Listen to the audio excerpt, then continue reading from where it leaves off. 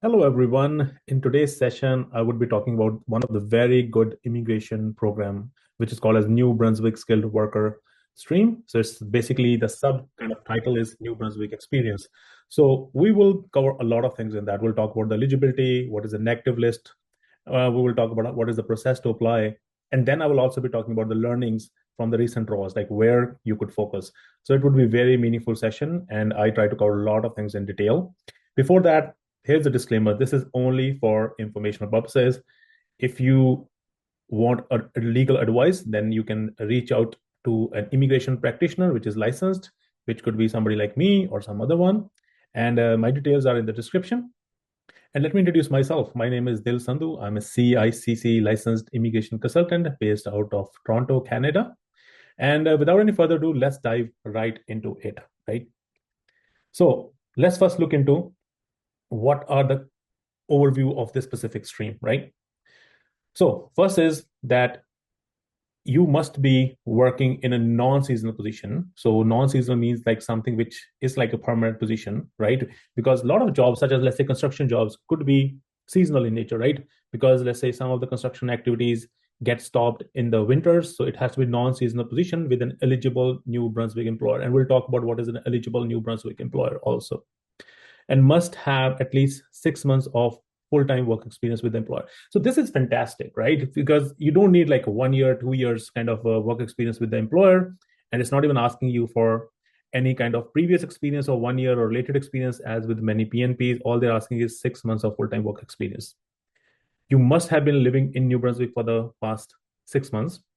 And your education level should be such that it meets the requirement of the position.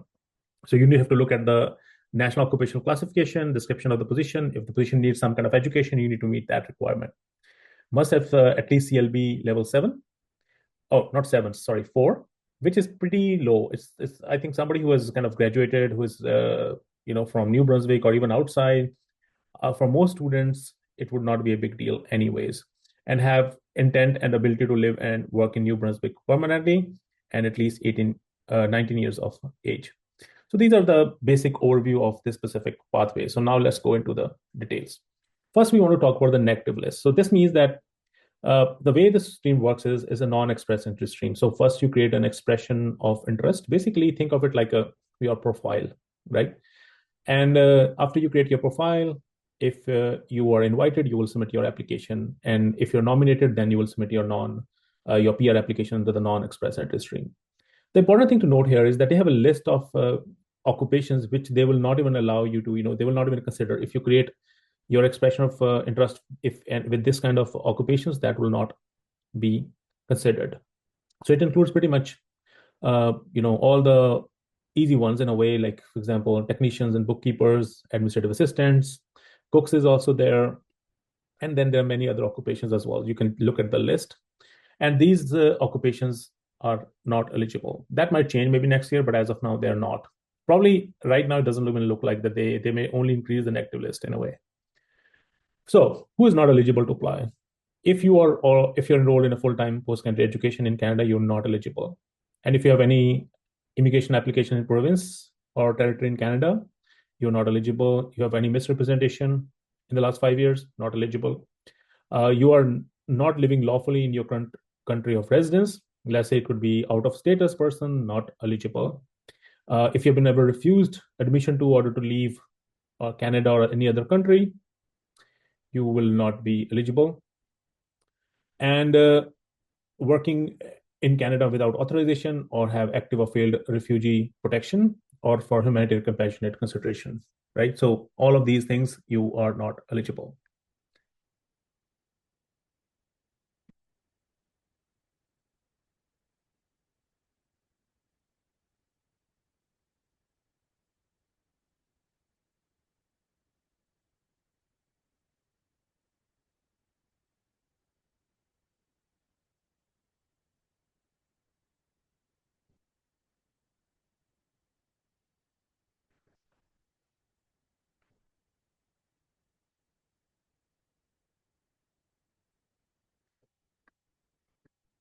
Okay, so what are the typical eligibility requirements? So first is that you need a full-time, non-seasonal employment, right? That's very important. Second thing is that when you're talking about the non-seasonal full-time, what does that mean? So full-time means at least 30 hours per. Okay, so what are the typical eligibility requirements? So first is that you need a full-time non-seasonal employment, right? That's very important. Second thing is that uh, when you're talking about the non-seasonal full-time, what does that mean? So full-time means at least 30 hours per week, right? And it has to be year-round without any breaks, right? So that's a full-time non-seasonal, right? And you should have already have at least 6 months of full-time work experience with the supporting employer at the time of application. So very important to understand this employer has to be the same employer who is supporting your application. Let's say you are working with some other employer, but now you have a new employer supporting, you will not be eligible unless you have at least 6 months of experience with that person, right? Full-time work experience. Another thing is that as far as education is concerned, so let me quickly look into the education. Yeah. So your education level must meet the requirements of the position. If it is grade 12, then at least you need to have grade 12. If it is more requirement, then you have to have accordingly that education requirement. You would need a transcript and official diploma and things like that. Another thing which I want to mention is that if your occupation is something which requires a license, only if you have that license, only then you should be able to gain that experience, right? Then you have the language requirement. Language requirements are pretty low. It's just CLB level 4, or so there are 5 language tests right now eligible. If it's IELTS, it's reading 3.5, writing 4, listening 4.5, and speaking 4. New Brunswick residency. So you must have been living in New Brunswick, the valid temporary residence status for the past 6 months.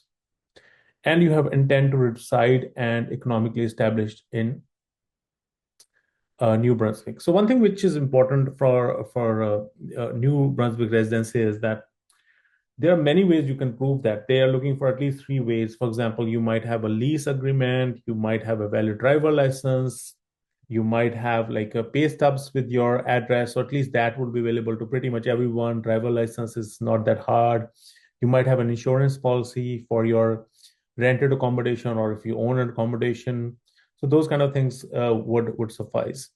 And intent to reside and economically established. So this is very important. They really want to see that if you are from other province, they are even more worried, or they might be much scrutinizing whether you would really establish yourself in New Brunswick, or just a plan to gain PR and then go back to any other province or the province you came from. So you need to really establish that you're here to stay permanently in New Brunswick, right?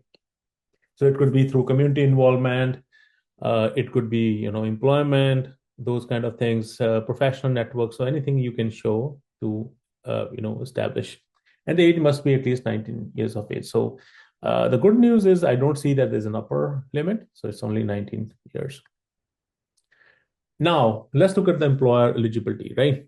So which is very important. So every employer in New Brunswick would not be eligible. So there are many, many requirements. So one of the things is that they must be at least 2 year active business. They meet the employment standards and many other laws and regulations. They are registered to hire foreign nationals, right? And if it's in the transportation sector, they must have registered with the New Brunswick International Registration Plan for at least 24 consecutive months. And it has to be employer-employee relationship. There should be genuine shortage. It should not be, this position is just created to somebody to get, PR. So it has to be genuine shortage.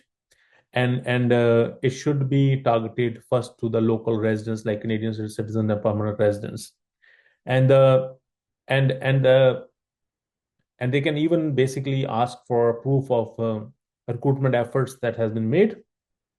So they're looking for at least 2 recruitment methods, and ad must be active for at least 4 weeks within the last 6 months before the job was given to someone. So these are something very, very important, right? So the thing is, if you are on a postgraduate work permit, the requirement is that proof may still be, they still can ask for proof for the compliance purposes, even though is generally not required. The proof of recruitment efforts may not be required, but they can still ask for it. So this has to be, it's good that the employer does those things, because if they ask for the compliance purposes, the employer will have to prove. Okay. Then they should be ready to provide all the support, right? That's an expectation from the employer. They will fill up the form, the employer form NB004 must be signed, and provide the job offer and every document which has to be provided by the employer. And they should be willing to support for work permit by paying the employer compliance fee of $230 and basically getting a job offer through the IRCC portal. So the application process is pretty simple. So first you need to have a job offer from an eligible employer, right? So in their INP portal, so you'll create the expression of interest, and this is free, right? And you need to have certain documents with you at the time of creating, like work permit, language test score, info about employment, and the form completed and signed by you and the employer. Now, if you're invited, right, you will submit your application within 20 calendar days. So that's what is required. If you can't do it, you have to create the profile again. Then they will assess, and then they can give you the nomination if everything goes well. And generally, the nomination certificate will expire in 6 months. And so before the 6 months, you must apply for your PR application under the non-express entry stream, right? So EOI is free. Application fees is $250 for New Brunswick, this specific stream. And now let's talk about a very important thing. So what we have learned from the recent draws, there are many draws have happened. So even though they have an active list, but what they're doing is they're primarily focusing on the healthcare, education, and social and community service, construction, even francophones, and even people with more years of experience, let's say 1 year experience with New Brunswick employer. But primarily the sectors they are focusing has been healthcare, education, construction. And in some of the draws, I have seen a common theme, which is that they are excluding social and community service workers, material handlers, and chefs. So apart from the negative list, this also seems to be, they are an active list as well, right? So this is about the New Brunswick PNP skilled worker stream, people with experience in New Brunswick. I will be making more videos as well about other streams of New Brunswick as well. I hope you like this video, share and comment. And if you want to reach out, the information is in the description. Thank you for watching. Wish you good luck.